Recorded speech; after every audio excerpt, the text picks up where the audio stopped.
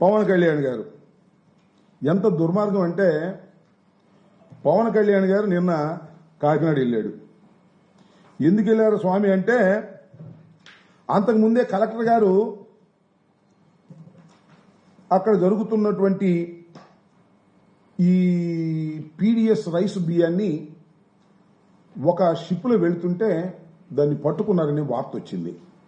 Collector గారే సాక్షాత్తు వెళ్ళాడు, దాన్ని పరిశీలన చేశాడు, సీజ్ చేశాడు, వచ్చాడు. మళ్ళా పవన్ కళ్యాణ్ గారు వెళ్ళాడు, రాష్ట్ర ఉప ముఖ్యమంత్రి గారు. ఎవరితో వెళ్ళారు? మరొక సిద్ధాంతకర్త ఉన్నాడు ఆయన పార్టీలో, ఆయన మనోహర్ గారు. వీరిద్దరూ కలిసి వెళ్ళారు. వెళ్ళారు వాళ్ళ ప్రభుత్వం వెళ్ళారు. వెళ్ళి ఏం చేశారని అడుగుతా ఉన్నా నేను. వెళ్ళిన తర్వాత అక్కడ కొన్ని మాటలు వింటే చాలా ఆశ్చర్యాన్ని కలిగించే విధంగా ఉన్నాయి.